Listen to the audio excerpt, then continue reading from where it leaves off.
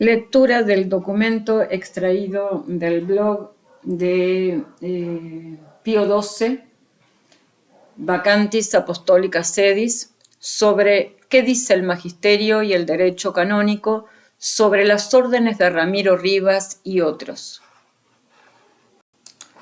Solo daré lectura del mismo.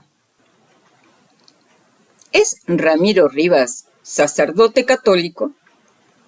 El magisterio y el Código de Derecho Canónico nos responde: no, no es un sacerdote católico. Preguntamos: ¿es Ramiro Rivas sacerdote católico? Y el magisterio y el Código nos responde: no, no es un sacerdote católico. Su Santidad Pío VI nos dice: unos ministros sin misión y pastores sin jurisdicción, y por consiguiente párrocos intrusos, no harían sino actos nulos, y que todas las funciones que ejercieran serían otras tantas profanaciones. Marcel Lefebvre perdió todo oficio y jurisdicción al adherirse a la secta de Montini en 1965, como nos dice el canon 188, numeral 4, y la bula Cum ex Apostolatus Officio. Consagró en 1976 a Richard Nelson Williamson, siendo miembro de la secta de Montini, estando prohibido por la Santa Iglesia Católica, Apostólica y Romana, bajo el canon 953, 2370, 2372, 331 y otros, así como los documentos pontificios, tales como Super Soliditate, alias, in postrem, transoceanum, omnem sollicitudinem, mystici corporis Christi, ad sinarum gentem, apostolorum principis sepulcrum, caritas, etsi pastoralis, apostolica sedis, duplicem, vacantis apostolicas sedis, etc.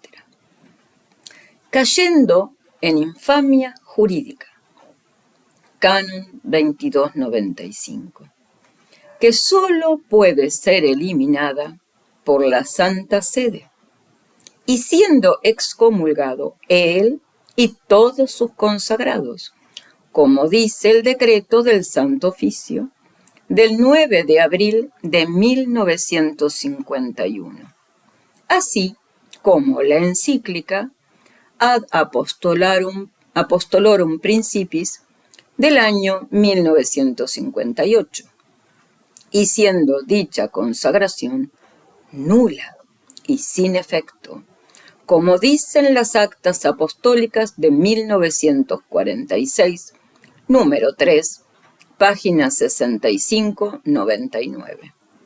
En la Constitución Vacantis Apostolicas Sedis de 1945, por usurpación de los poderes y jurisdicción del Papa. El nulo y sin efecto consagrado por el montiniano Lefebvre Richard Nelson Williamson ordenó nula y sin efecto a Ramiro Rivas, el cual no puede hacer uso de la potestad de orden, presuponiendo que ésta fuera válida, como así nos dice el canon 2372, etsi pastoralis apostolica sedis, y estaría excomulgado, como nos dicen las actas apostólicas de 1950, en las páginas 601, 602. Y esas consagraciones y ordenaciones, como nos dice la suprema autoridad de su Santidad Pío XII, son nulas, sin efecto, sacrílegas, ilícitas, pecaminosas, inválidos todos sus actos para la Santa Iglesia Católica, Apostólica y Romana. Su Santidad Pío IX, el 6 de enero de 1873 nos dice: el principal engaño utilizado para ocultar el nuevo cisma es el nombre de católico. Los creadores y partidarios del cisma presuntuosamente reclaman este nombre, a pesar de su condena por nuestra autoridad y juicio. Siempre ha sido costumbre de herejes y cismáticos llamarse católicos y proclamar sus muchas excelencias para inducir al error a pueblos y príncipes. Fin de la cita. El Código de Derecho Canónico nos dice: en virtud de la renuncia tácita admitida por el mismo derecho, vacan ipso facto y sin ninguna declaración cualquier oficio si el clérigo apostata públicamente de la fe católica. Canon 188. Cuarto. Marcel Lefebvre se unió a la secta de Montini. Tomó como papas a los anticristos, Montini, Luciani y Wojtyla, perdiendo ipso facto su oficio episcopal y jurisdicción.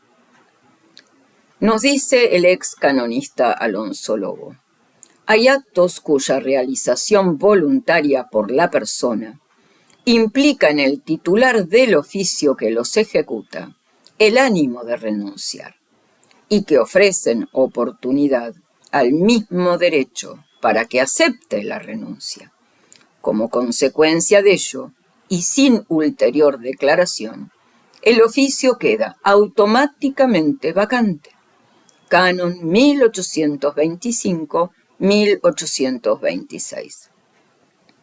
Esta renuncia tácita existe tan solo en los casos taxativamente señalados por la ley, y entre ellos se encuentra que el oficio queda vacante si el titular abandonase públicamente la fe por apostasía, herejía, cisma, afiliación o adhesión a sectas acatólicas. La secta conciliar o de Montini, de la cual Lefebvre era miembro, es una secta herética, cismática, apóstata y acatólica. El reverendo Leo Arnold Jagger, en su libro La administración de diócesis vacantes y cuasi vacantes en los Estados Unidos, de 1932, en las páginas 82 y 98, nos dice: este crimen, herejía o apostasía pública, no presupone un acto interno, ni siquiera externo, sino oculto, sino una deserción pública de la fe a través de herejía o apostasía formal, con o sin afiliación a otra sociedad religiosa. El carácter público de este crimen debe entenderse a la luz del canon 2197, numeral 1. Por lo tanto, si un obispo fuera culpable de esta violación y el hecho fuera divulgado a la mayor parte del pueblo o comunidad, el delito sería público y la sede ipso facto por ese mismo hecho quedaría vacante. Cuando un obispo renuncia tácitamente, como en el caso de apostasía, herejía, etc., la sede queda completamente vacante en el momento en que el crimen se hace público. Cuando un obispo dimite tácitamente, como en el caso de apostasía, herejía, etc., la sede queda completamente vacía en el momento en que el crimen se hace público. Según una estricta interpretación de la ley, la jurisdicción del obispo pasa en ese momento a la Junta de Consultores Diocesanos, quien podrá comenzar válida y lícitamente a ejercer su poder, siempre que exista certeza de que el delito se ha hecho público. Fin de la cita. No creo que sea necesario citar todas las herejías y apostasías de los documentos del conciliábulo para saber sus consecuencias inmediatas, así como no creo que sea necesario volver a repetir el canon 188, numeral 4, respecto a cómo Marcel Lefebvre perdió ipso facto su cargo eclesiástico y su jurisdicción. Citamos la bula Cum ex apostolatus officio de Pablo IV. Bula acerca del peligro de autoridades heréticas del 15 de febrero de 1559. Bula vigente a día de hoy y citada en las fuentes del Código de Derecho Canónico de 1917, del cardenal Gasparri, volumen 1, página 163, número 94. Nos dice este extracto de la bula de Pablo IV: privación ipso facto de todo oficio eclesiástico por herejía o cisma. Con esta nuestra Constitución, válida a perpetuidad, contra tan grande crimen, que no puede haber otro mayor ni más pernicioso en la Iglesia de Dios, en la plenitud de nuestra potestad apostólica, sancionamos, establecemos, decretamos y definimos que por las sentencias, censuras y castigos mencionados, que permanecen en su vigor y eficacia y que producen su efecto, todos y cada uno de los obispos, arzobispos, patriarcas, primados, o de cualquier otra dignidad eclesiástica superior, o bien cardenales, legados, etc., que hasta ahora, tal como se aclara precedentemente, hubiesen sido sorprendidos, o hubiesen confesado, o fuesen convictos de haberse desviado de la fe católica, o de haber caído en herejía, o de haber incurrido en cisma, o de haberlo suscitado o cometido, o también los que en el futuro se apartaran de la fe católica, o cayeran en herejía, o incurrieran en cisma, o los provocaren, o los cometieren, o los que hubieren de ser sorprendidos, o confesaran o admitieren haberse desviado de la fe católica, o haber caído en herejía, o haber incurrido en cisma, o haberlos provocado o cometido, dado que en esto resultan mucho más culpables que los demás, fuera de las sentencias, censuras y castigos enumerados, que permanecen en su vigor y eficacia, y que producen sus efectos, todos y cada uno de los obispos, arzobispos, patriarcas, primados, o de cualquier otra dignidad eclesiástica superior, o bien cardenales, legados, etc., quedarán privados también, por esa misma causa, sin necesidad de ninguna instrucción de derecho o de hecho, de sus jerarquías y de sus iglesias catedrales, incluso metropolitanas, patriarcales y primadas, del título de cardenal y de la dignidad de cualquier clase de legación, y además de toda voz activa y pasiva, de toda autoridad, de los monasterios, beneficios y funciones eclesiásticas, con cualquier orden que fuere, que que hayan obtenido por cualquier concesión y dispensación apostólica, ya sea como titulares o como encargados o administradores, y en las cuales, sea directamente o de alguna otra manera, hubieran tenido algún derecho o las hubieran adquirido de cualquier otro modo. Quedarán, asimismo, privados de cualquier beneficio, renta o producido, reservados o asignados a ellos, y del mismo modo serán privados completamente, en forma perpetua y de modo absoluto, y por otro lado, siendo del todo contrarios e incapacitados para tales funciones, serán tenidos además como relapsos y exonerados en todo y para todo, incluso si antes hubiesen abjurado públicamente en juicio tales herejías, y no podrán ser restituidos, repuestos, reintegrados o rehabilitados, en ningún modo, a la prístina dignidad que tuvieron a sus iglesias catedrales, metropolitanas, patriarcales, primadas, al cardenalato o a cualquier otra dignidad mayor o menor, o a su voz activa o pasiva, a su autoridad, monasterio, beneficio. Antes bien, habrán de quedar al arbitrio de aquella potestad que tenga la debida intención de castigarlos, a menos que teniendo en cuenta en ellos aquellos signos de verdadero arrepentimiento y aquellos frutos de una congruente penitencia por benignidad de la misma sede apostólica o por clemencia hubieren de ser relegados en algún monasterio o en algún otro lugar dotado de un carácter disciplinario para hacer allí perpetua penitencia, con el pan del dolor y el agua de la compunción.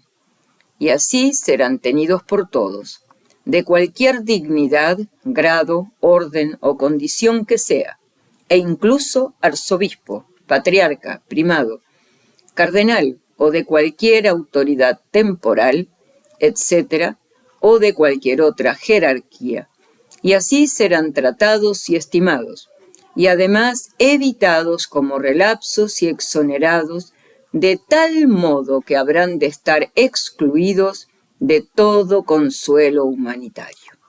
Fin de la cita. El Código de Derecho Canónico nos dice, Canon 2294, parte 1.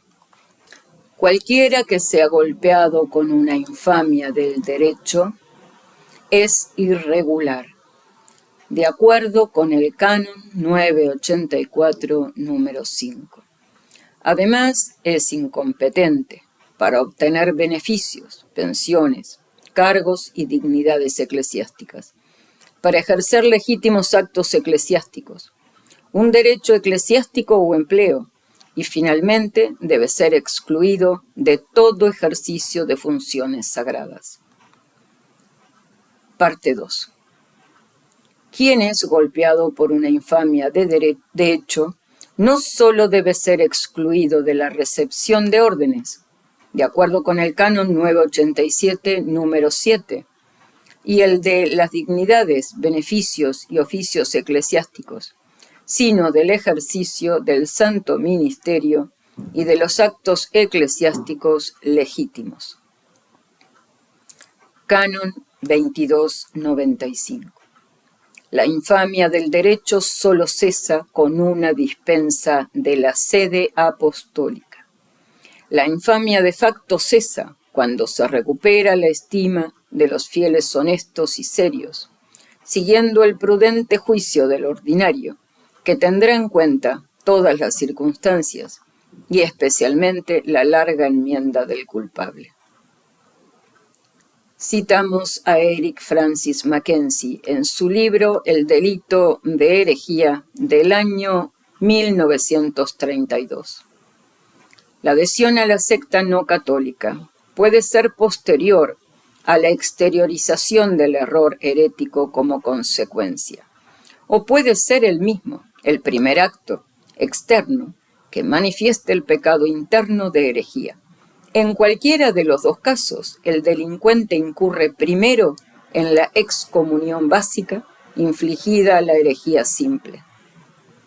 Además, como pena por su delito agravado, incurre en infamia jurídica ipso facto, haya o no una acción oficial posterior por parte de la Iglesia. Esto es bastante independiente de la infamia de hecho y puede existir sin la pérdida de reputación en el juicio del público en general. Se trata de un estatus jurídico que consiste en una serie de incapacidades que pueden resumirse de la siguiente manera. Irregularidad. Canon 984, que impide la promoción a las órdenes, inhabilitación para los beneficios, para los actos eclesiásticos legítimos y para el cumplimiento de los oficios y cargos eclesiásticos. Canon 2294, numeral 1. 2. Repulsión de cualquier ministerio en funciones sagradas. Canon 2294, numeral 1. De actuar como padrino en el bautismo. Canon 7, 50, numeral 2. Y en la confirmación. Canon 796, numeral 3. De recibir la Sagrada Eucaristía. Canon 855, numeral 1.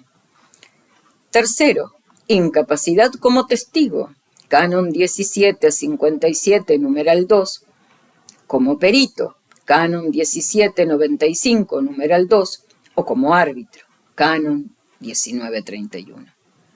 Además, el Código establece que esta infamia de derecho solo puede ser eliminada por dispensa de la Santa Sede, Canon 2295.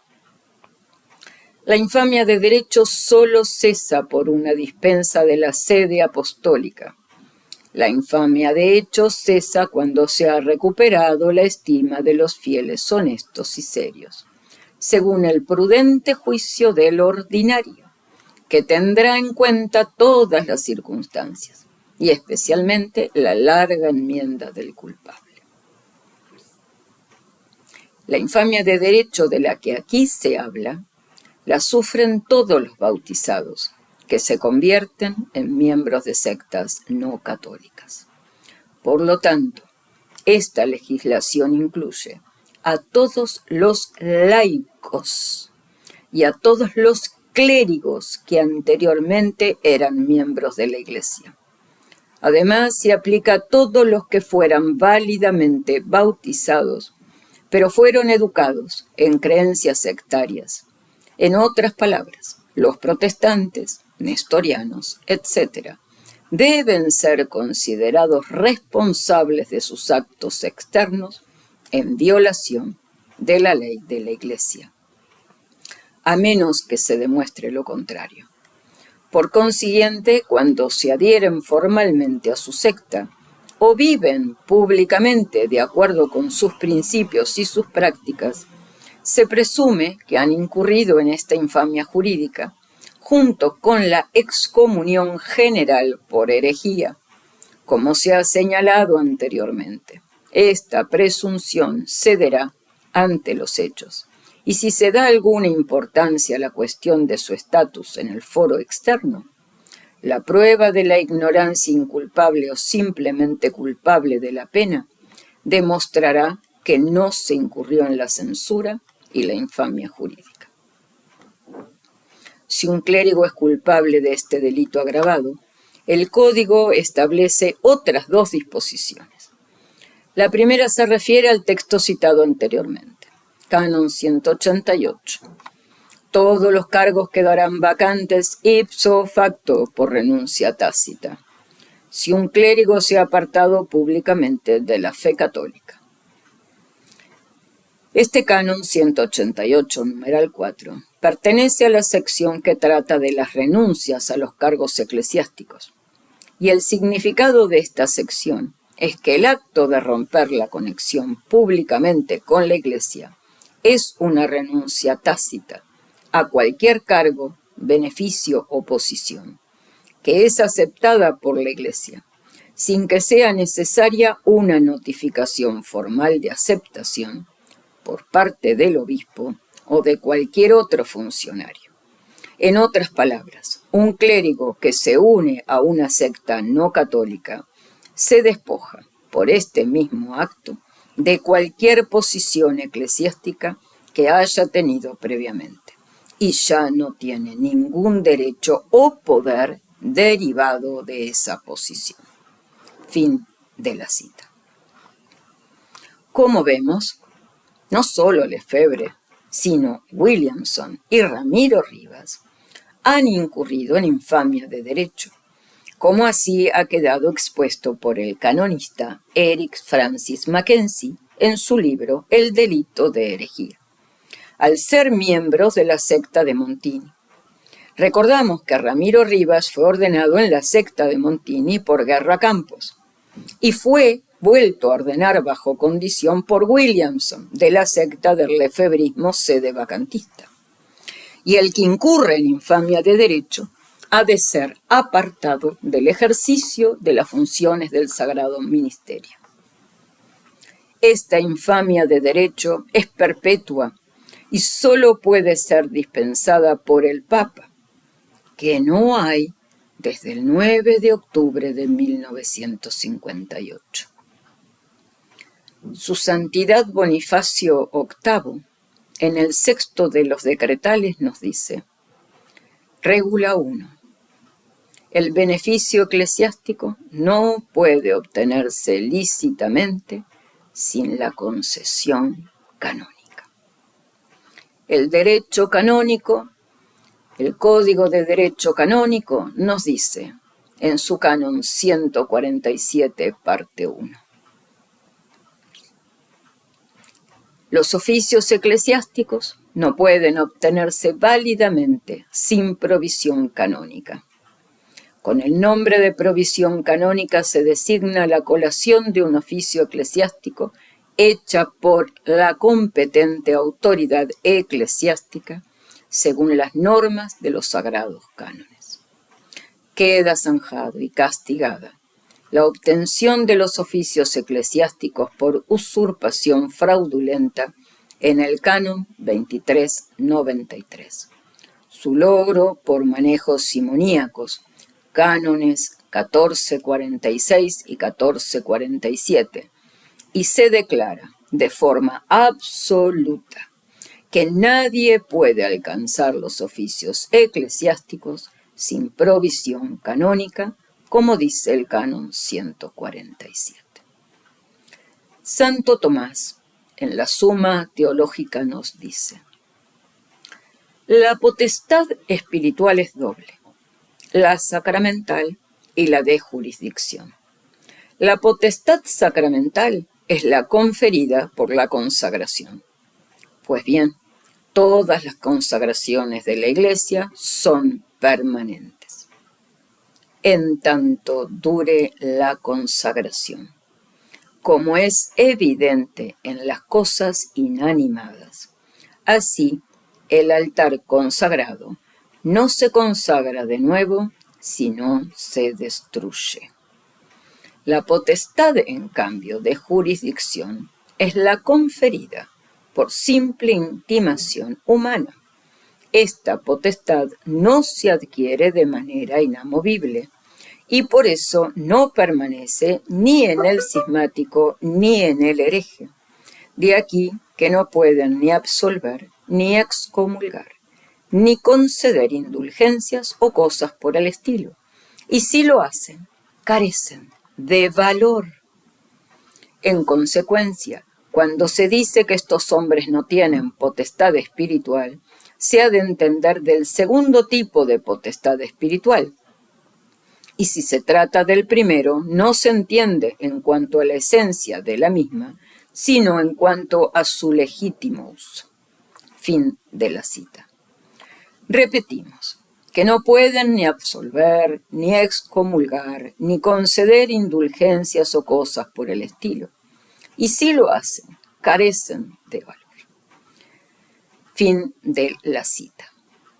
En las actas apostólicas de 1950, en las páginas 601-602, nuestro Santísimo Señor Pío, Papa XII, se dignó tomar una decisión, en excomunión, en otro modo reservado a la sede apostólica. Incurren en el mismo hecho, en su punto 2, la persona que posee un oficio eclesiástico o un favor o dignidad sin institución canónica o disposición hecha de acuerdo con los sagrados cánones, o permite que se le introduzca ilegalmente o los retiene. Como hemos visto, Su Santidad Pío VI nos dice que todos sus actos son nulos y profanaciones, y Su Santidad Pío XII nos dice que la consagración de Richard Nelson Williamson es nula y sin efecto, sacrílega y pecaminosa. El canon 147 nos dice que su oficio eclesiástico es inválido. Las actas apostólicas del 29 de junio de 1950 nos dice que está excomulgado. La potestad de orden podría ser válida, pero sus actos son inválidos, nulos y sin efecto. Para la Santa Iglesia Católica, Apostólica y Romana, todos sus actos son nulos y sin efecto, por más que tuvieren la potestad de orden, que nos la tendrá que confirmar el Papa que no tenemos. Su Santidad Pío VI nos dice: unos ministros sin misión y pastores sin jurisdicción, y por consiguiente párrocos intrusos, no harían sino actos nulos, y que todas las funciones que ejercieran serían otras tantas profanaciones. ¿Qué se podría esperar de estos obispos que no hubieran entrado por la verdadera puerta?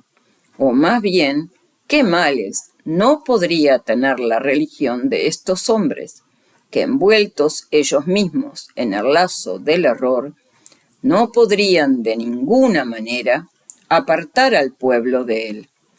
Y ciertamente, pastores de esta naturaleza, cualesquiera que fuesen, no tendrán poder alguno para atar ni para desatar, porque carecerían de misión legítima y al instante serían declarados fuera de la comunión de la Iglesia por esta santa sede, porque esta es la pena que siempre ha impuesto a todos los intrusos.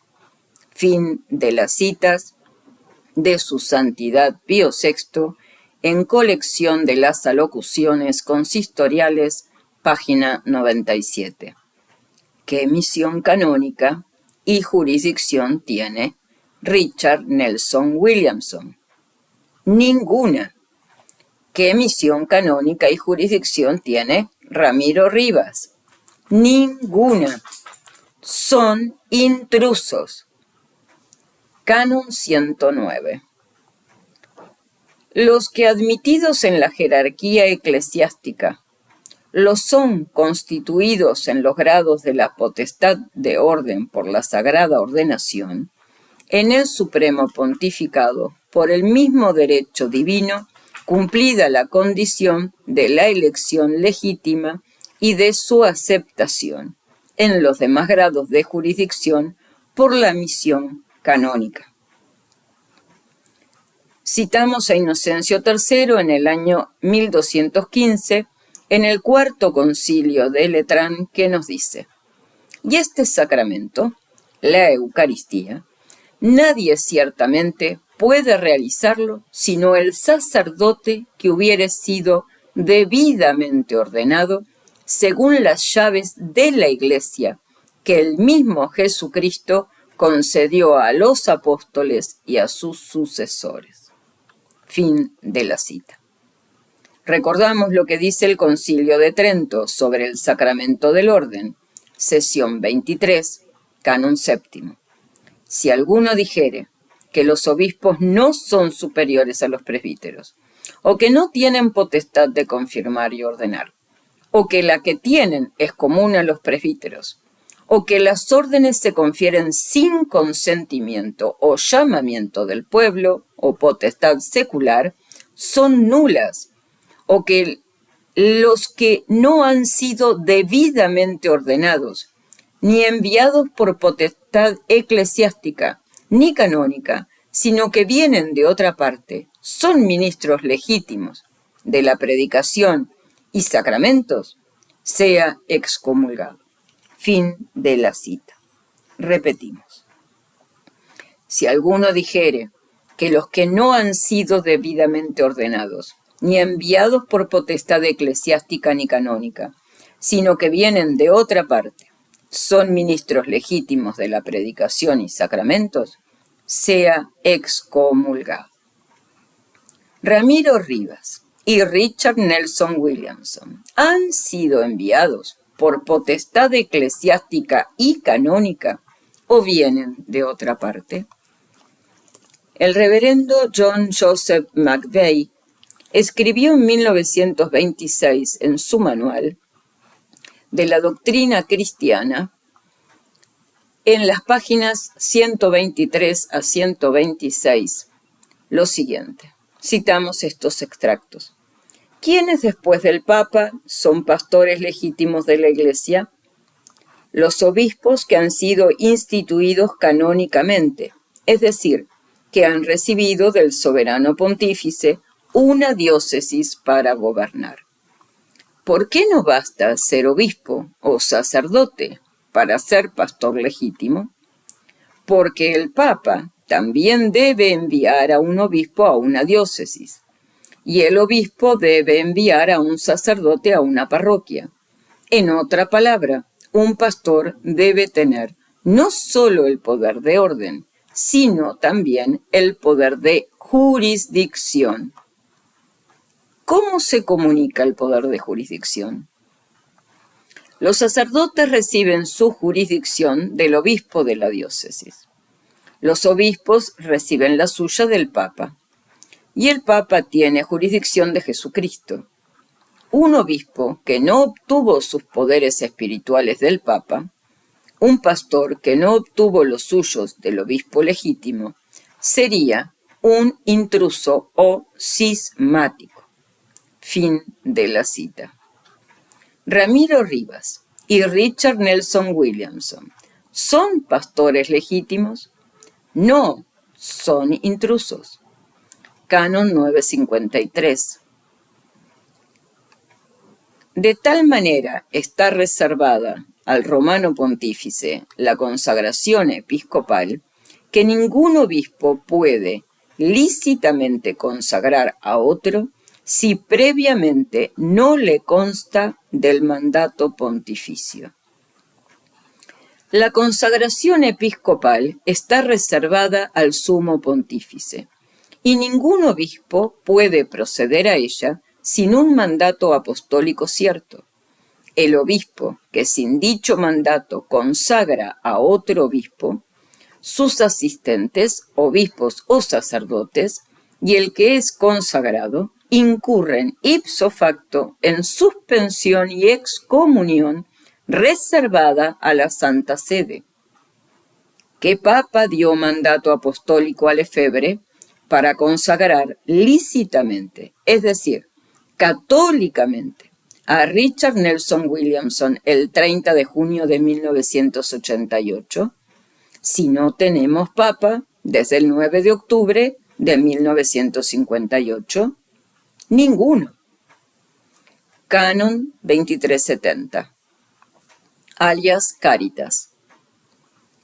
El obispo que sin mandato apostólico consagra a otro obispo en contra de lo que se dispone en el Canon 953, los obispos o en lugar de estos, los presbíteros asistentes y el que recibe la consagración, quedan por el derecho mismo suspensos hasta que la sede apostólica los dispense. El obispo que consagra a otro, los obispos o en su defecto los presbíteros asistentes, y el que recibe la consagración sin mandato apostólico, contra lo prescrito en el canon 953, que dice así: de tal manera está reservada al romano pontífice la consagración episcopal, que ningún obispo puede lícitamente consagrar a otro si previamente no le consta del mandato pontificio. Incurre ipso facto en suspensión y excomunión reservada a la Santa Sede. El delito consta de dos figuras. La primera en el canon 2370, que se acaba de exponer, y la segunda en el decreto del Santo Oficio del 9 de abril de 1951, vigente desde el 21 de abril de 1951, teniendo fuerza legal en la Iglesia Universal. Sin más, citamos a su Santidad Pío XII, no sin antes recordar que las actas apostólicas son vinculantes para todos los católicos, como así dejó dicho su Santidad Pío X en la Constitución Apostólica Promulgandi de 1908, AAS volumen 1 de 1909, número 1, páginas 5 y 6. Y dicho decreto de su Santidad Pío XII está inscrito en las actas apostólicas de 1951 en las páginas 217-218 y es vinculante para todos los católicos. Los que hacen caso omiso son evidentemente cismáticos. Citamos a su Santidad Pío XII el 21 de abril de 1951. El obispo, de cualquier rito y dignidad, que confiera la consagración episcopal a alguien sin haber recibido el nombramiento de la sede apostólica, o sin, por la misma, hubieran sido expresamente confirmada, y también el que recibe dicha consagración, aunque uno y otros lo hagan coaccionados por miedo grave, canon 22-29, numeral 3, tercero, incurren ipso facto en excomunión reservada de un modo especialísimo a la sede apostólica. Actas Congregationum Suprema Sacra Congregatio Santo Officii. AAS 43, 1951, 9 de abril, páginas 217-218. Fin de la cita. Ahora citamos a su Santidad Pío XII en su última encíclica vinculante a toda la Iglesia Universal de nuestro Señor Jesucristo, Ad Apostolorum Principii Sepulcrum, del 29 de junio de 1958. Citamos: y los actos que pertenecen a la potestad del orden sagrado, realizados por dichos eclesiásticos, aunque sean válidos, suponiendo que haya sido válida la consagración que se les quiere conferir, son gravemente ilícitos, es decir, pecaminosos y sacrílegos. Vienen muy a propósito las palabras de amonestación pronunciadas por el Divino Maestro: quien no entra en el redil por la puerta, sino que sube por otra parte, es un ladrón y un asesino. Las ovejas reconocen la voz de su verdadero pastor y lo siguen dócilmente, pero no van tras de un extraño, sino que huyen de él, porque no reconocen la voz de los extraños. De cuanto hemos expuesto se sigue que ninguna otra autoridad que no sea la del Pastor Supremo puede revocar la institución canónica conferida a un obispo. Ninguna persona o asamblea, ya de sacerdotes o de laicos, puede arrogarse el derecho de nombrar obispos. Ninguno puede conferir legítimamente la consagración episcopal sin el beneplácito apostólico. Canon 953. Así pues, por causa de una consagración abusiva, que constituye un gravísimo atentado a la unidad de la Iglesia, ha sido establecida la excomunión especialísimamente reservada a la Santa Sede Apostólica, en la cual incurre ipso facto no sólo quien recibe la consagración arbitraria, sino quien la confiere, quedando ambos por ese mismo hecho separados de la unidad y de la comunión con la Iglesia. Fin de la cita. Aquí su Santidad Pío XII nos dice que tanto Lefebvre como Williamson están separados de la unidad y de la comunión con la Santa Iglesia Católica, Apostólica y Romana. Ahora nos preguntamos, ¿qué potestad de jurisdicción tiene Richard Nelson Williamson? Respondemos con su Santidad Pío XII, que ninguno. Su Santidad Pío XII en 1942 nos dice infaliblemente de dónde llega la potestad de jurisdicción al obispo para ser católico. Discurso a los párrocos y a los cuaresmeros de Roma, que podemos leer en el libro Discursos de su Santidad Pío XII, volumen 2, ediciones Acción Católica, en la página 384. Citamos un extracto. El vicario de Cristo es el centro de su unidad y la fuente de la autoridad, pues a él deben estar unidos todos los demás pastores, que de él reciben inmediatamente su jurisdicción y su misión.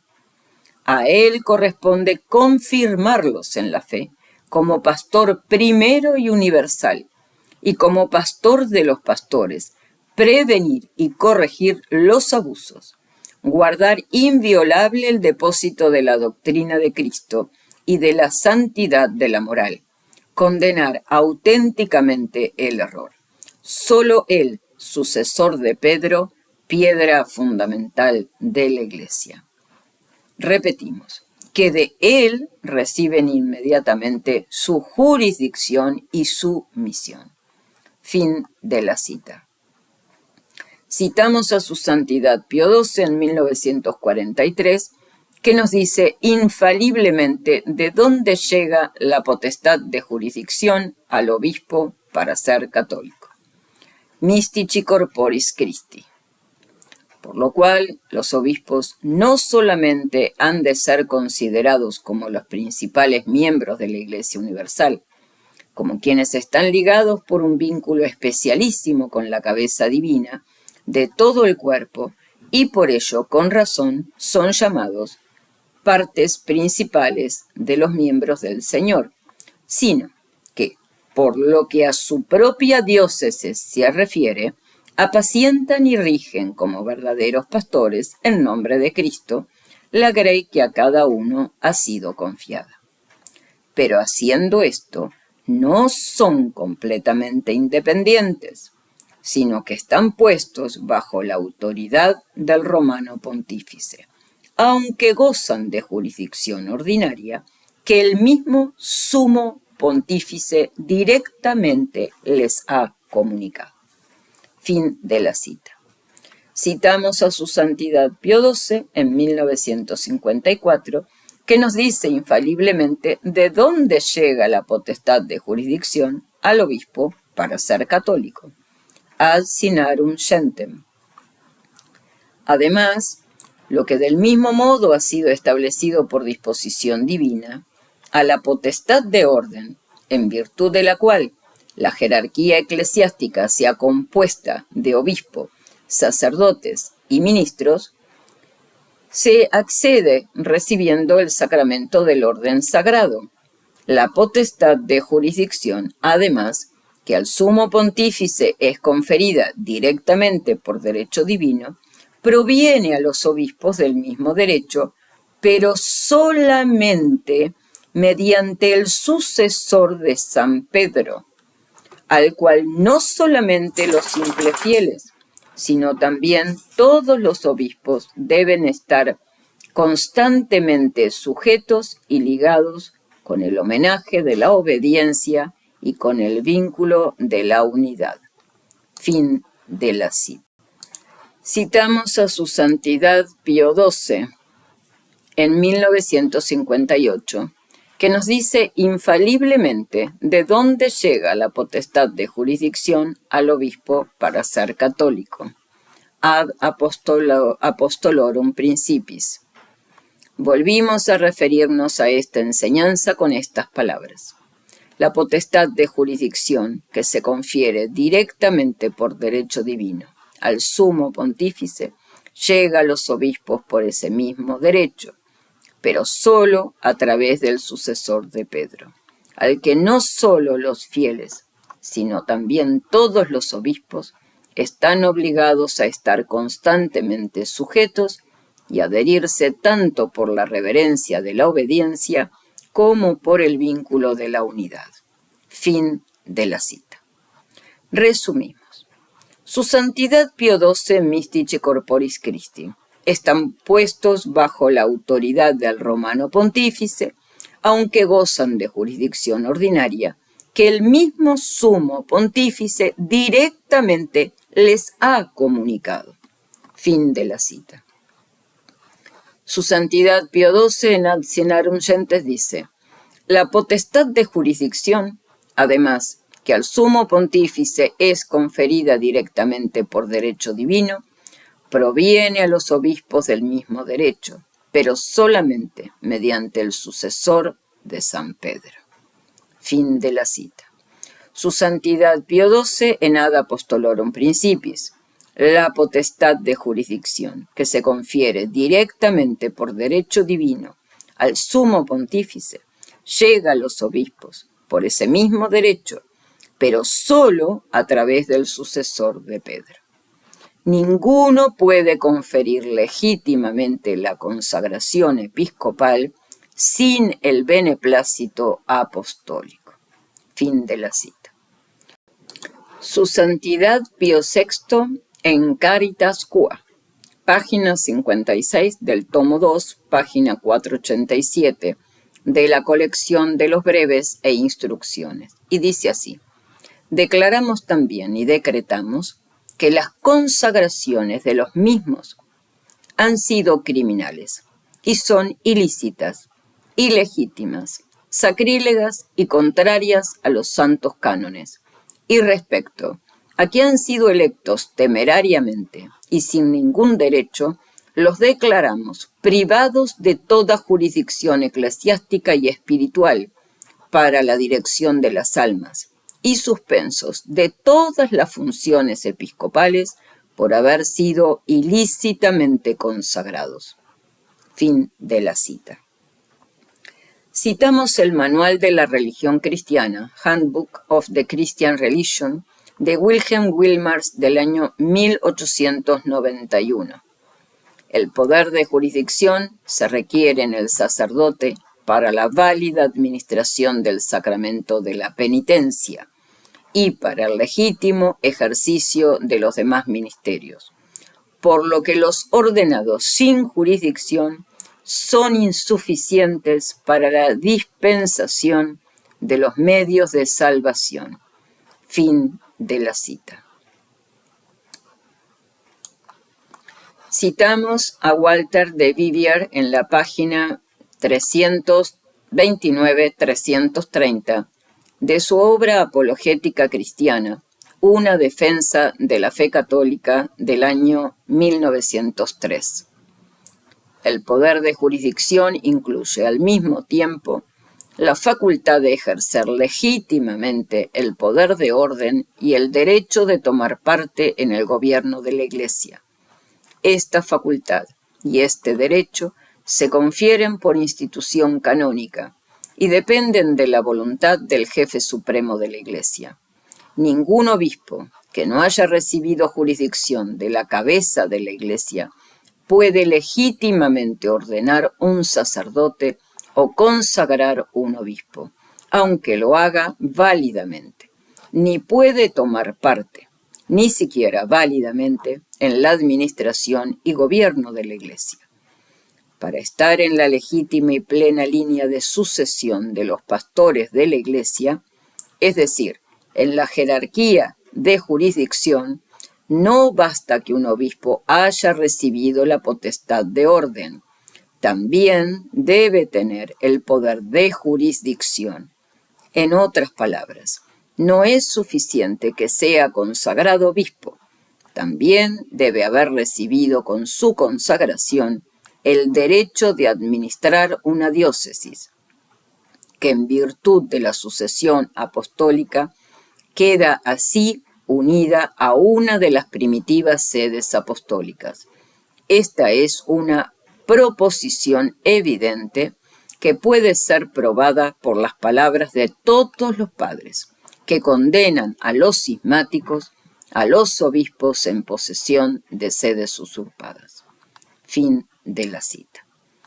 San Roberto Bellarmino, de Romano Pontífice, libro 2, capítulo 30, nos dice: finalmente, los santos padres enseñan unánimemente no solo que los herejes están fuera de la Iglesia, sino también que están ipso facto privados de toda jurisdicción y dignidad eclesiásticas. San Cipriano dice: afirmamos que absolutamente ningún hereje o cismático tiene poder o derecho, y también enseña que los herejes que regresan a la Iglesia deben ser recibidos como laicos, aunque hayan sido antes sacerdotes u obispos en la Iglesia. San Optato enseña que los herejes y los cismáticos no pueden tener las llaves del reino de los cielos, ni atar ni desatar. San Ambrosio, San Agustín, San Jerónimo enseñan lo mismo. Fin de la cita. Y podemos seguir y seguir. Algunos miembros de estos grupos o clericus vagans acatólicos quieren acudir al canon 209 para justificar sus nulidades e invalideces, que dice así: en caso de error común o de duda positiva y probable, tanto de derecho como de hecho, la Iglesia suple la jurisdicción, así en el fuero externo como en el interno. El reverendo y canonista Francis Mackenzie, en su libro dedicado en exclusiva para este canon, titulado Jurisdicción delegada, según el canon 209, del año 1940, nos deja meridianamente claro que dichas apelaciones son falsas, sin mencionar lo que infaliblemente dejó atado su santidad Pío XII en los años 1942, 1943, 1954, 1958, que ya hemos citado anteriormente. Citamos sin más a Francis Mackenzie en este extracto obvio de su obra fundamental que aparece en la página 194 del citado libro. Citamos: cuando se dice que la Iglesia, o más específicamente el Romano Pontífice, suministra jurisdicción en cualquier caso, ya sea en el error común o en la duda, se entiende fácilmente que el Papa actúa en virtud de la plenitud del poder jurisdiccional que Cristo confió a su persona. Fin de la cita. No tenemos Papa desde el 9 de octubre de 1958, a no ser que pretendan decirnos que el apóstata Bergoglio lo es. Como hemos visto, Lefebvre perdió su potestad de jurisdicción y Williamson jamás la poseyó, y ambos están excomulgados ipso facto por distintos cauces, así como Ramiro Rivas. Richard Nelson Williamson jamás fue ni será obispo católico, es un intruso nulo y sin efecto. Ramiro Rivas no es un sacerdote católico, es un intruso nulo y sin efecto. Canon 2372. Caen ipso facto, en la pena de suspensión, adivinis, reservada la sede apostólica, los que tienen la osadía de recibir órdenes de manos de excomulgados, como Lefebvre y Williamson, o suspenso o en entredicho después de la sentencia condenatoria o declaratoria o de un apóstata, hereje o cismático notorio, como Lefebvre y Williamson, por ser miembros de la secta montiniana, el primero desde 1965 y el segundo desde 1976. Y el que de buena fe ha sido ordenado por alguno de estos, Ramiro Rivas, no puede ejercer las órdenes así recibidas en tanto no haya sido dispensado. Como vemos, Ramiro Rivas fue ordenado por el hereje cismático lefebriano y excomulgado Richard Nelson Williamson, el cual fue consagrado nula y sin efecto, e ilícitamente por el cismático apóstata montiniano Marcel Lefebvre, y el canon 2372 es claro al respecto. Ramiro Rivas no puede ejercer la potestad de orden, presuponiendo que ésta fuera válida, así como es evidente su nulidad de efectos al ser consagrado Richard Nelson Williamson, sin permiso, estando la sede vacante, quedando ese acto nulo y sin efecto, al ser una usurpación de los poderes y jurisdicción del Papa en vida, como veremos que dice la Constitución Vacantis Apostolica Sedis de 1945, la cual se encuentra en las actas apostólicas de 1946, en sus páginas 65 a 99. AAS, volumen 38, 1946, número 3, páginas 65 a 99. Citamos extractos de esta Constitución. Mientras la sede apostólica esté vacante, que el Sagrado Colegio Cardenalicio no tenga ningún poder ni jurisdicción en lo que le pertenecía al Papa en vida, pero que todo quede reservado para el futuro Papa. Y así decretamos que cualquier poder o jurisdicción que pertenezca al romano pontífice, mientras esté vivo, a menos que esté expresamente permitido en esta nuestra Constitución, la misma reunión de cardenales pueda haber tomado por ejercicio es nula y sin efecto. Asimismo ordenamos que el Sagrado Colegio Cardenalicio no pueda disponer de las leyes de la sede apostólica y de la Iglesia romana de la forma que desee, ni podrá intentar desvirtuar las leyes de la misma, ni directamente o indirectamente, a través de una especie de connivencia o mediante el disimulo de delitos perpetrados contra las mismas leyes, ya sea después de la muerte del pontífice o en tiempo de vacante. Sin embargo, puede parecer que se intenta. De hecho, queremos que deba proteger y defender contra el mismo argumento de todos los hombres. Las leyes dictadas por los romanos pontífices no pueden en modo alguno ser corregidas o cambiadas por la vacante de la reunión de los cardenales de la Iglesia romana. La sede. Ni se puede quitar o agregar nada, ni se puede hacer ninguna dispensa de ninguna manera con respecto a las leyes mismas o a alguna parte de ellas. Esto es muy evidente en las constituciones pontificias sobre la elección del romano pontífice. Pero si ocurre algo contrario a esta prescripción, o si por casualidad se intenta, lo declaramos nulo y sin efecto por parte de nuestra suprema autoridad. Por lo tanto, que no se permite a nadie debilitar esta página de nuestra Constitución, ordenanza, abrogación, mandamiento, orden vinculante, advertencia, prohibición, precepto y voluntad, o que vaya o ir en contra de ella por una empresa imprudente. Además, si alguien se atreve a intentar esto, que sepa que incurrirá por ello en la ira del Dios Todopoderoso y de los benditos apóstoles Pedro y Pablo. Fin de la cita.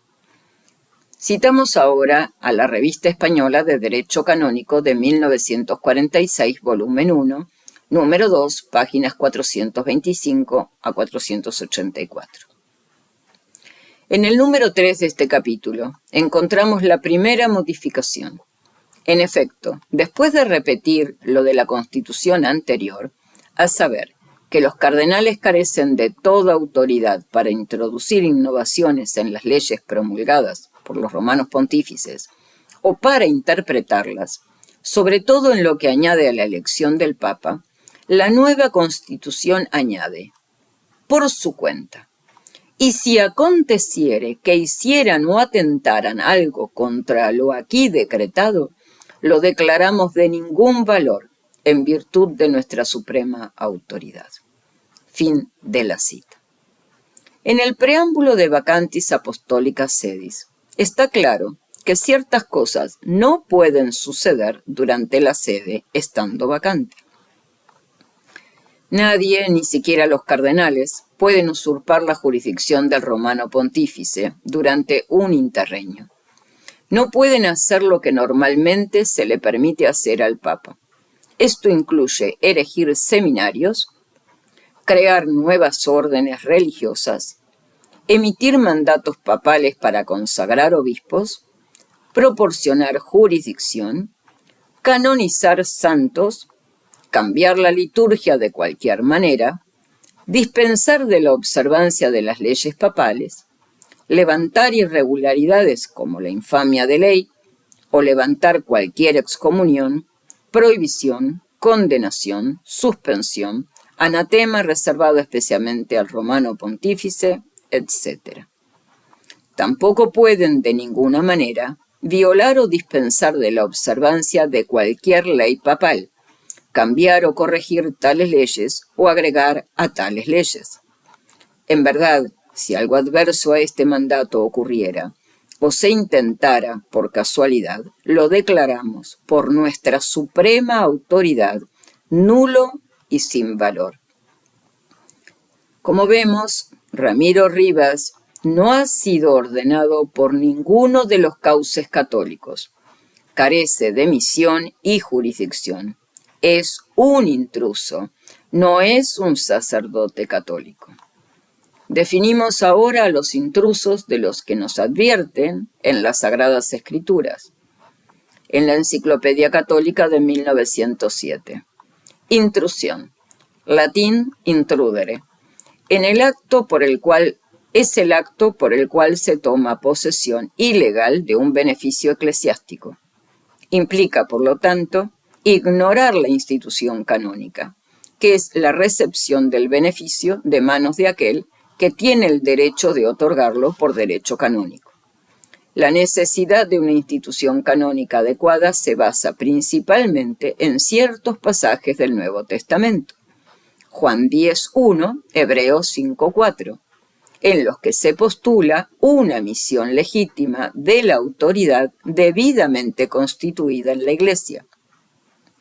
Esto es reafirmado por el Concilio de Trento, sección 23, capítulo 7, y en el Corpus Juris Canonici se decreta: no se puede tomar posesión de un beneficio eclesiástico sin la institución canónica. Capítulo único de reglas jurídicas en 6. Para constituirlo un intruso o usurpador en el sentido eclesiástico es suficiente que la persona no tenga un verdadero título canónico al beneficio cuando toma posesión. Fin de la cita. Si se refieren a que los intrusos acatólicos, como Ramiro Rivas, pueden administrar los sacramentos, también tenemos un canon al respecto, el canon 1258, numeral 1, el cual dice: no se permite a los fieles asistir activamente o participar de cualquier forma en ritos sagrados no católicos, el cual nos prohíbe expresamente buscar los sacramentos de cismáticos e intrusos. Canon 23:16. Se considera sospechoso de herejía todo aquel que de manera espontánea y consciente ayude de alguna manera a la propagación de la herejía o se comunique in divinis con los herejes, en contra de lo prescrito en el Canon 1258. Su Santidad Pío VI, el 26 de septiembre de 1791, nos advierte en Laudabilem Maiorum: cuando un católico coopera en el cisma con su conducta, es imposible que no asista por ese mismo hecho el pecado de cisma y que no reconozca y trate al intruso como un sacerdote legítimo. El reverendo Sall, en 1948, en la comunicación de los católicos con los cismáticos, en las páginas 59 y 60, nos dice: el acto de buscar o recibir los sacramentos de un ministro cismático está prohibido en virtud no solo de la ley divina, sino también de la ley promulgada en el Canon 1258, numeral 1. Fagnianus, 1598-1678, al comentar la ley del decreto, ofreció un tratado con el título de los cismáticos y sus órdenes, y sus ordenaciones, o sus órdenes. En él afirmaba que no era lícito buscar o recibir los sacramentos de un ministro por muy excomulgado que estuviera. Una transgresión de esta naturaleza, que connotaba la presencia de un peligro espiritual, no podía ser derogada por una costumbre contraria. El acto de buscar o recibir los sacramentos de un ministro cismático está prohibido en virtud no solo de la ley divina, sino también de la ley promulgada en el Canon 1258, numeral 1. También ha habido respuestas del Santo Oficio que han prohibido la comunicación religiosa positiva con los cismáticos en la dispensación de los sacramentos. Nunca es lícito solicitar la recepción de los sacramentos a quien los administra de forma distinta al rito católico y, por tanto, diferenciando la administración de la empleada por la Iglesia. Esto sería una participación inmediata en una forma ilícita de trabajo y en una profesión implícita de una secta falsa. Tal petición es igualmente ilícita si el sacramento es administrado por un ministro cismático en un rito católico, salvo en caso de extrema necesidad y solo en los casos de bautismo y penitencia. Incluso en estos casos, las circunstancias tendrían que poner de manifiesto que la petición no implica el reconocimiento de una falsa secta. Fin de la cita. Citamos el Diccionario de Teología Moral, por el que fue obispo Francesco Roberti, año 1957. Comunicación con acatólicos in sacris. La comunicación in sacris, es decir, en las cosas sagradas, es la participación de un católico en las funciones sagradas y públicas de un culto no católico, herético, cismático, infiel, etc. Esta es la verdadera communicatio in sacris, llamada también communicatio in sacris positiva, para distinguirla de la communicatio in sacris negativa, que existe cuando un acatólico es admitido a tomar parte en las funciones de un rito católico.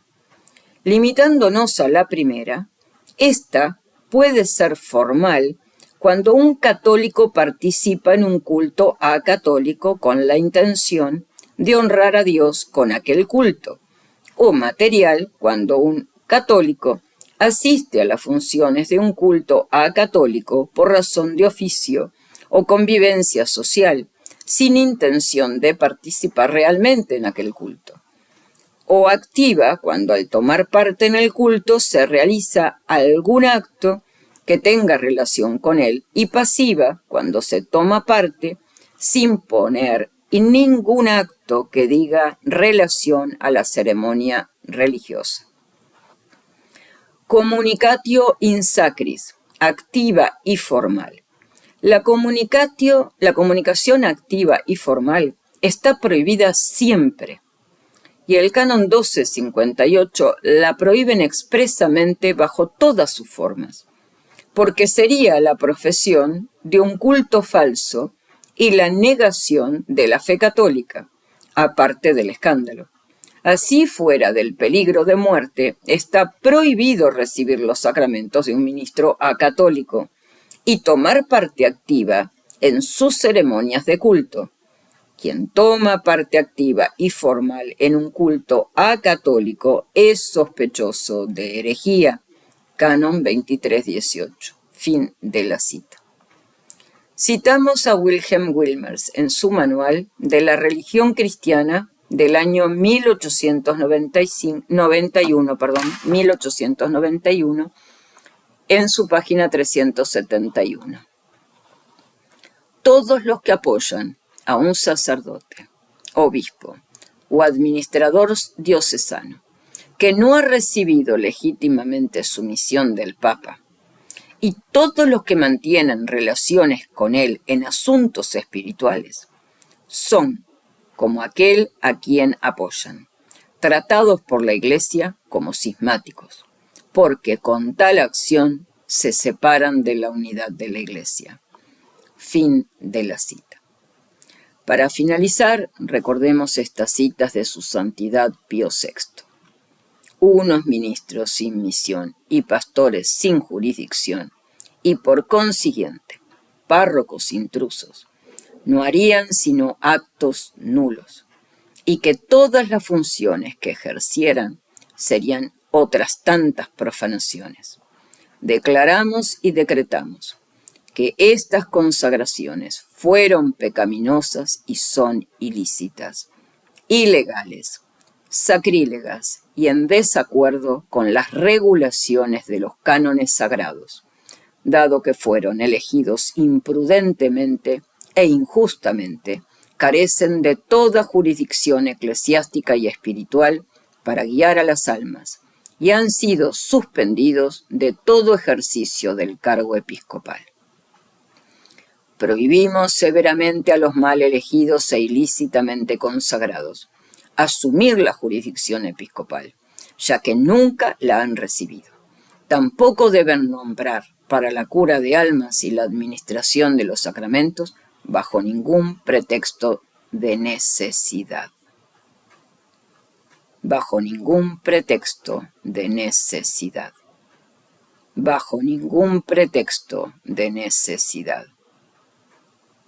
También ordenamos y prohibimos, bajo la misma pena de suspensión, que tanto los consagrados como sus consagradores confieran ilícitamente el sacramento de la confirmación o del orden, o que ejerzan de cualquier modo el oficio episcopal del que han sido suspendidos. Por consiguiente, cualquier persona ordenada por ellos debe saber que está suspendida y que será culpable de irregularidad si ejerce las órdenes que ha recibido. Urge alertar a los fieles cegados para que cesen inmediatamente de recurrir a los servicios fraudulentos del intruso herético y cismático Ramiro Rivas, pues de seguir así estarán incurriendo en el gravísimo delito de comunicatio in sacris con alguien que no es católico y que ha sido excomulgado, muy a su pesar y con toda la buena fe que haya podido tener y tenga cuando se puso en manos de herejes y cismáticos para ser ordenado. Esto no es ninguna broma. Con el magisterio infalible de los vicarios de nuestro Señor Jesucristo no se discute, y de Dios nadie se burla. Es mejor permanecer en el propio hogar y rezar la Santa Misa y el Santo Rosario que tener algo que ver con intrusos lefebristas y tusistas que no han entrado por la puerta del redil, los cuales no poseen ninguna jurisdicción sobre el rebaño de nuestro Señor Jesucristo, y no son más que ladrones y lobos salteadores muy a su pesar. Dios uno y trino, que ven lo secreto y penetran las intenciones de los corazones, sabrá compadecerse y premiar generosamente a quienes así santifiquen su vida, en la soledad y en el silencio de sus hogares, antes que dejarse manchar por tan infame crimen e incurrir en la misma excomunión que pesa sobre estos herejes. En cuanto a Ramiro Rivas y otros intrusos, prevenirle que debe cesar de cometer horribles sacrilegios, debe reconocer con humildad que se ha equivocado desgraciada y miserablemente, y debe arrepentirse de su obstinada ceguera, que tanto daño y confusión ha causado a la Iglesia militante, y también a su propia alma. La penitencia es el único camino que le queda, si aún quiere agradar a Dios y salvar su alma. Penitencia que la Iglesia, como madre compasiva, que no se niega a nadie. Quiera el buen Dios que Ramiro Rivas sepa abrir los ojos y comprender su terrible estado. Se duela profundamente de haber pecado gravísimamente. Haga la debida penitencia durante el resto de su vida y consiga enmendarse. Es lo que le deseamos de corazón, pues Dios no quiere que nadie se pierda, sino que se conviertan y se salven. Qué peor muerte para el alma que la libertad del error.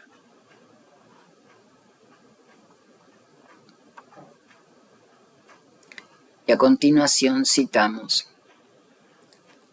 el permiso para el apostolado laical de su Santidad Pío XII, inscrito en las Actas Apostólicas Sedis del 22 de noviembre de 1957, acta 49, páginas 906 y 922.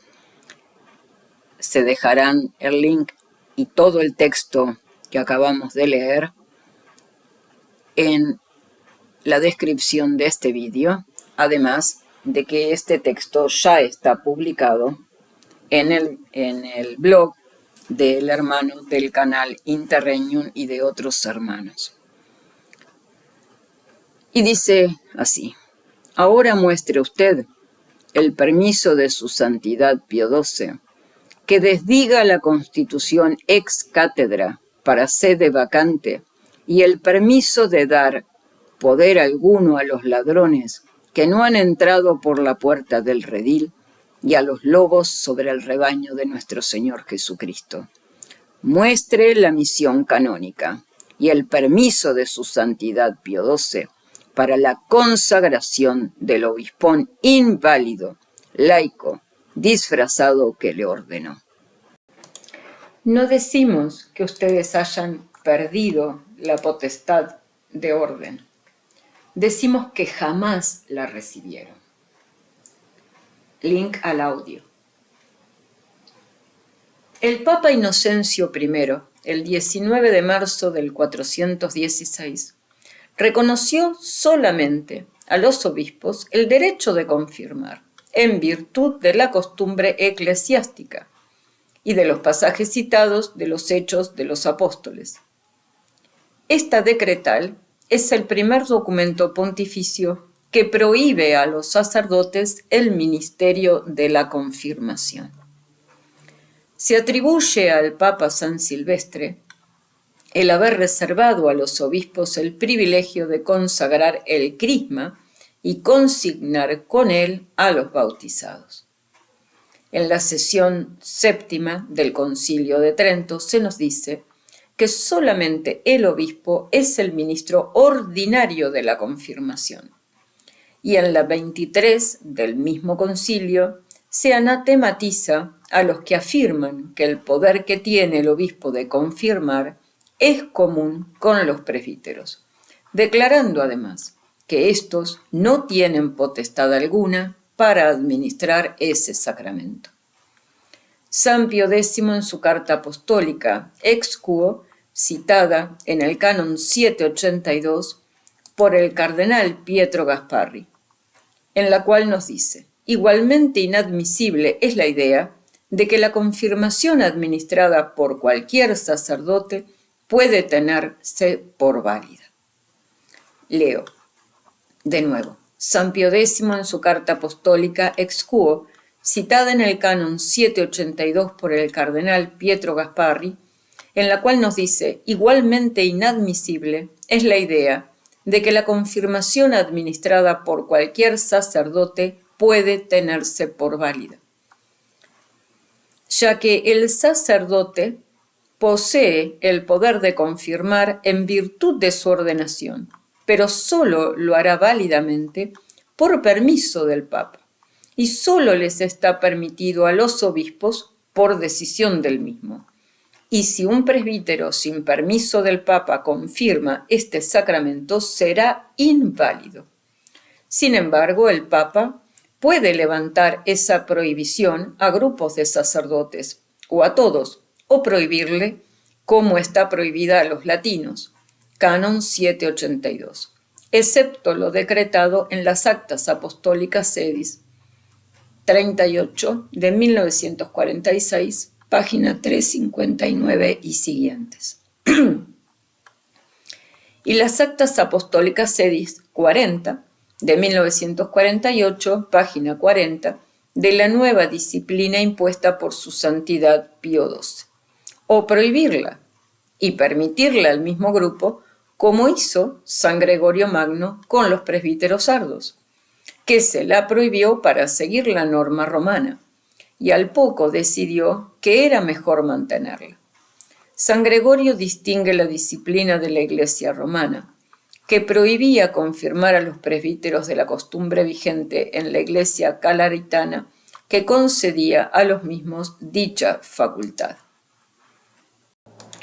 Su Santidad Benedicto XIV dice que la validez de los griegos cismáticos para confirmar sacramento es porque así lo ha decidido el Papa. Per Apostolica Sedis Dispensationem.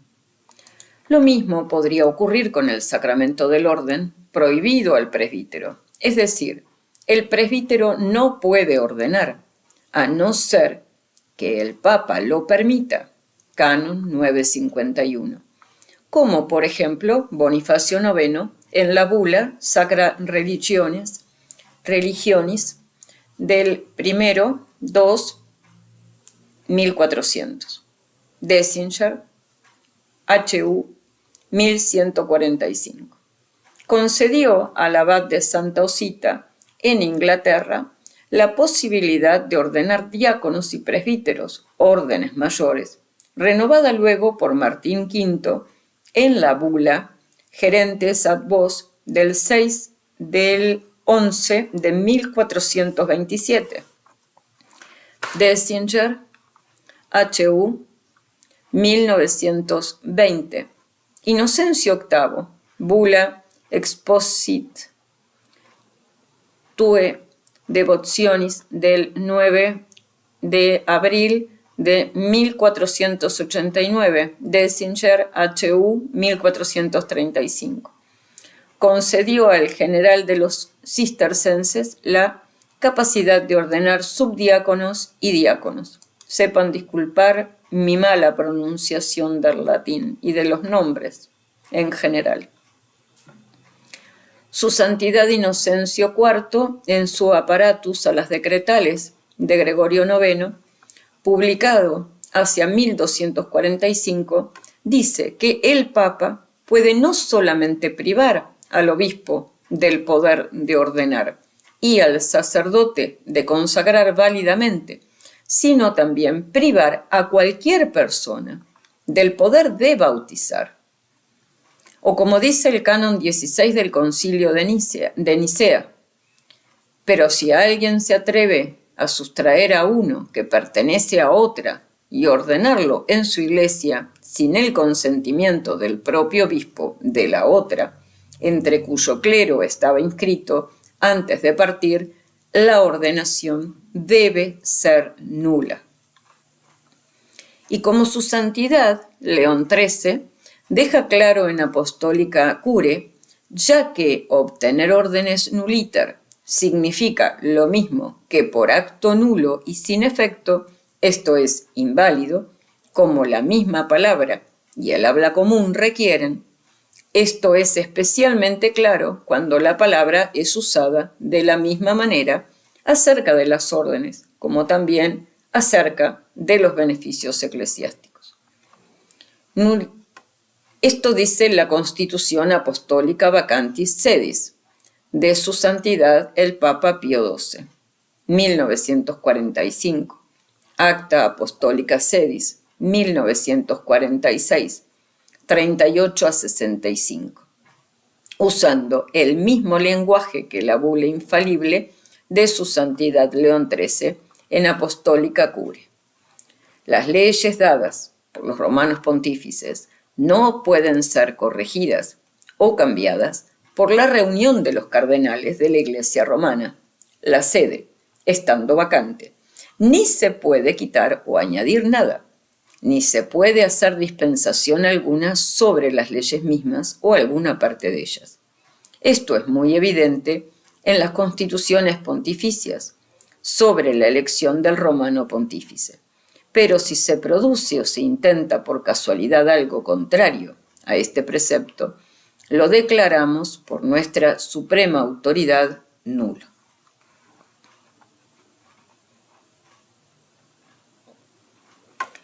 Mientras la sede apostólica esté vacante, que el Sagrado Colegio Cardenalicio no tenga ningún poder ni jurisdicción en lo que le pertenezca al Papa en vida, pero que todo quede reservado para el futuro Papa. Y así decretamos que cualquier poder o jurisdicción que pertenezca al romano pontífice, mientras esté vivo, a menos que esté expresamente permitido en esta, nuestra Constitución, la misma reunión de cardenales pueda haber tomado por ejercicio, es nula y sin efecto. Asimismo, ordenamos que el Sagrado Colegio Cardenalicio no pueda disponer de las leyes de la sede apostólica y de la Iglesia romana de la forma que desee, ni podrá intentar desvirtuar las leyes de la misma, ni directamente o indirectamente, a través de una especie de connivencia o mediante el disimulo de delitos perpetrados contra las mismas leyes, ya sea después de la muerte del pontífice o en tiempos de vacante. Sin embargo, puede parecer que se intenta. De hecho, queremos que deba proteger y defender contra el mismo argumento de todos los hombres. Y que si alguien intentara lo contrario en relación con estas cosas, por cualquier autoridad o a sabiendas o no, el intento es nulo y sin efecto. Por lo tanto, que no se permita a nadie debilitar esta página de nuestra Constitución, ordenanza, abrogación, mandamiento, orden vinculante, advertencia, prohibición, precepto y voluntad, o que vaya o ir en contra de ella por una empresa imprudente. Además, si alguien se atreve a intentar esto, que sepa que incurrirá por ello en la ira de Dios Todopoderoso y de los benditos apóstoles Pedro y Pablo. Si ustedes dicen y aseguran, por activa y por pasiva, que la secta conciliar no es la Iglesia Católica y es una secta acatólica que ha roto con el catolicismo, absolutamente todos los obispos católicos ya sean consagrados válida y lícitamente por su santidad San Pío X, su santidad Benedicto XV, su santidad Pío XI o por su santidad Pío XII, que se pasaron a la secta conciliar, dejaron ipso facto de ser obispos católicos. Canon 188.4. Cum ex apostolatus officio. Por abandono público de la fe católica, perdiendo ipso facto sus cargos eclesiásticos y su jurisdicción, que no el carácter del orden, que es indeleble.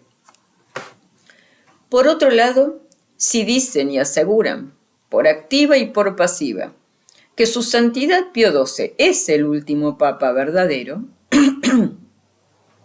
que dejó atado en los cielos que el poder de jurisdicción solo llega al obispo mediante el papa, mystici corporis Christi, ad sinarum gentem, apostolarum principii sepulcrum, dice que la disciplina vigente para la consagración de los obispos católicos está reservada exclusivamente al papa y que ningún obispo puede proceder a ella sin mandato apostólico cierto, Canon 953, y que quien consagre sin permiso del Papa está excomulgado él y sus consagrados.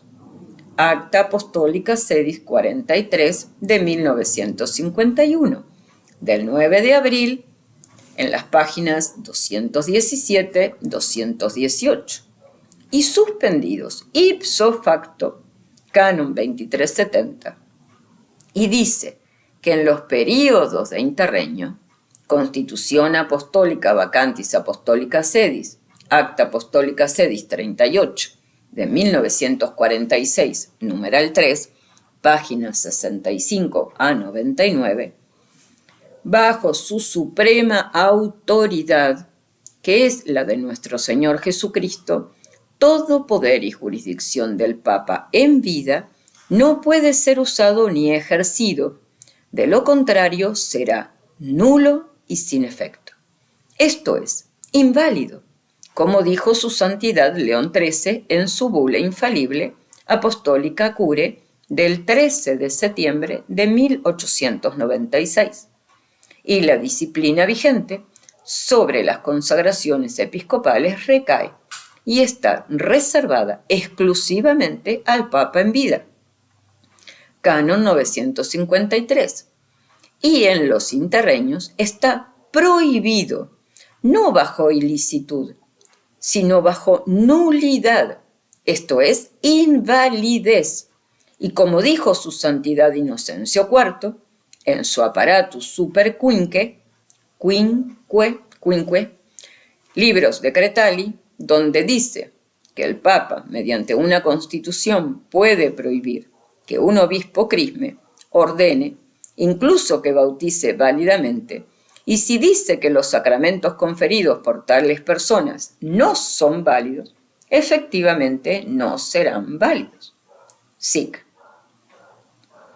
¿Me puede usted explicar cómo puede haber en su garage, nacido en 1981, de manos del arzobispo de Bula Regia, arzobispado, que le dio Montini en el año 1968, y que por arte de Viri no se le aplica el canon 188.4, ni la cum ex apostolatus officio de su santidad Pablo IV, no se le aplica en las disciplinas de las consagraciones episcopales, canon 953, Acta Apostólica Sedis 43 de 1951, páginas 217 y 218, y la de los interregnos, Acta Apostólica Sedis 38 de 1946, número 3, páginas 65 a 99.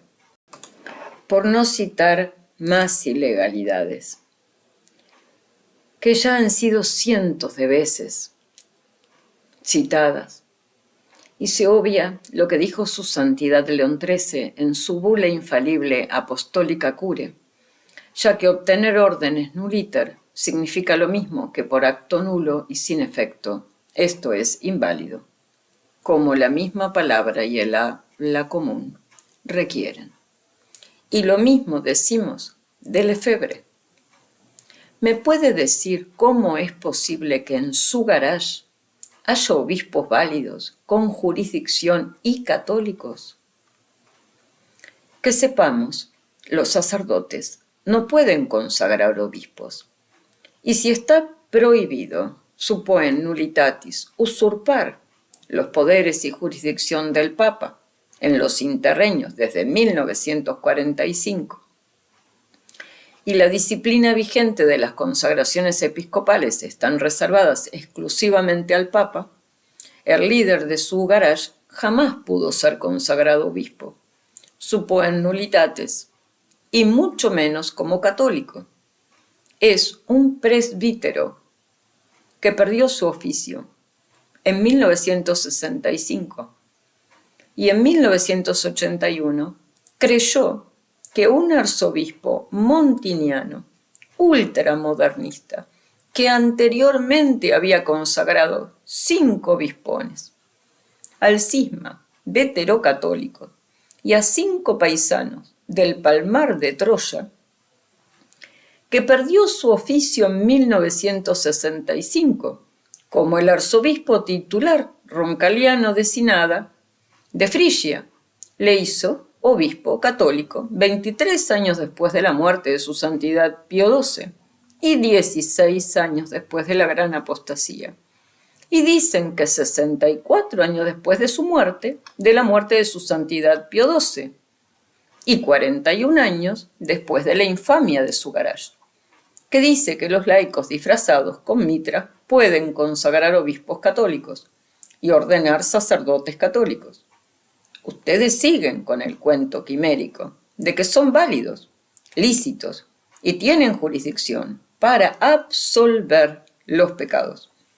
Y son la Santa Iglesia Católica, Apostólica y Romana. Nada más lejos de la realidad. Ustedes no solo no recibieron la potestad de jurisdicción, ya que no tenemos papa desde el 9 de octubre de 1958, Mystici Corporis Christi, ad sinarum gentem, ad apostolorum principis, sino que no recibieron la potestad de orden, suppoen nullitatis en interregno, esto es, invalidez, vacantis apostolica sedis, apostolicae cure, canon 953, AAS 43, 1951, páginas 217-218. Por lo cual, como poco, sus ordenaciones episcopales serían dudosas para algunos, para otros es obvio que son inválidas. Y al conferir los sacramentos, nunca está permitido adoptar un curso probable de acción en lo referente a la validez, abandonando el curso más seguro. Lo contrario fue condenado explícitamente por el Papa Inocencio XI, en el decreto del Santo Oficio de 2 de marzo de 1679. Por lo tanto, ustedes no es que sean ilícitos, es decir, intrusos, que lo saben y por eso siempre recalcan que son válidos, para así engañar a los sencillos. Carecen de toda jurisdicción para gobernar el rebaño de nuestro Señor Jesucristo, sino que además son inválidos, porque el líder de su garage jamás fue consagrado obispo en 1981, suppoen nullitatis, durante el interregno, que dicen es en el que estamos, y llevan más de 40 años simulando consagraciones episcopales y ordenaciones, así como sacramentos, etcétera, etcétera. Y le digo que si el canon 188.4 y la cum ex apostolatus officio no se aplica a un solo sujeto, no se aplica a ninguno, y usted no puede defender legalmente la sede vacante. Y por otro lado, Si usted defiende que la sede está vacante, usted debe ceñirse a la Constitución Apostólica para los interreños, vigente, la del año 1945. Y esta está incluida en las actas apostólicas, en la número 43, y su santidad San Pío X en su Constitución Apostólica Promulgandi de 29 de septiembre de 1908.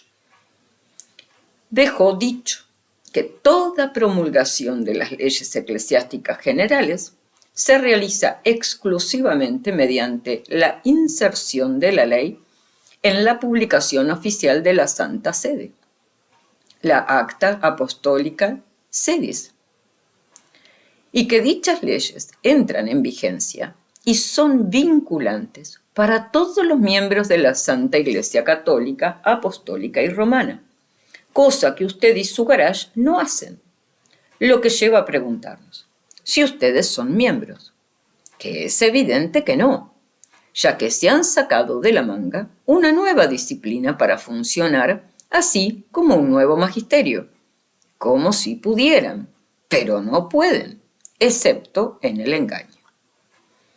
Si usted dice que es católico, debe su obediencia a su santidad Pío XII y no a los intrusos.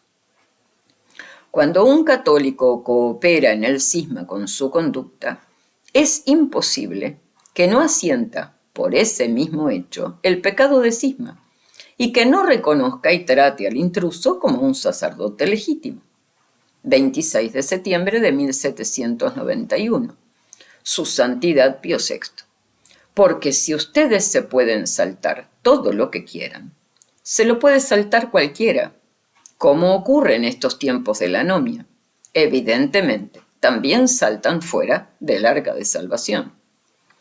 Puesto que no todos los pecados, aunque graves, separan por su misma naturaleza al hombre del cuerpo de la Iglesia, como lo hacen el cisma, la herejía o la apostasía.